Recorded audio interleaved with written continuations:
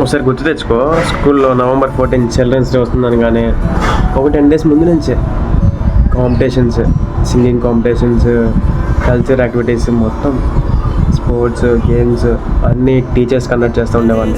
మనం కూడా ఫస్ట్ అవ్వాలని చెప్పని మనం నేర్చుకుంటూ ఉండేవాళ్ళు. అసలు డ్రాయింగ్ కాంపిటీషన్స్ అయితే భలే ఉంటాయి కదా, ఫన్నీ ఇమేజెస్గా. అలా ఫైనల్ డే రాగానే టీచర్స్ చెప్పేవాళ్ళు, కొత్త బట్టలు వేసి రండి, ఐరన్ చేసుకుని రండి, ఇలా రండి అని చెప్పి. కొంతమంది అయితే నెహ్రూ గారు డ్రెస్ చేసుకుని అంటుంది అని అలాగా చెప్తూ ఉండేవాళ్ళు. మనం కూడా మన పేరెంట్స్ని గొడవ చేస్తూ ఉండేవాళ్ళం, అమ్మ నాకు ఈ బట్టలు కావాలని చెప్పారు. అలా ఫైనల్ డే రాగానే స్టేజ్ పర్ఫార్మెన్స్ ఉండేది మనందరికి. అలా చేస్తూ ఉండేవాళ్ళు, సాంగ్స్ పాడేవాళ్ళం, డ్యాన్స్ వేసేవాళ్ళం. అందరి టీచర్స్ ఏమో ప్రైజెస్ ఇస్తూ ఉండేవాళ్ళు, ఫస్ట్ ప్రైజ్, సెకండ్ ప్రైజ్ అని చెప్పారు. లాస్ట్కి స్వీట్ హాట్ అని చెప్పని అలా బిస్కెట్, చాక్లెట్స్ ఏదో ఒకటి ఇస్తూ ఉండేవాళ్ళు కదా.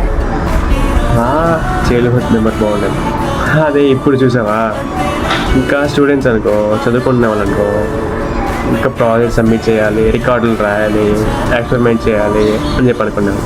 అదే జాబ్ చేస్తున్న వాళ్ళు అనుకో, టీమ్ లీడర్కి ప్రాజెక్ట్ ఇవ్వాలి, టైం అయిపోతుంది, ఆఫీస్కి వెళ్ళాలి,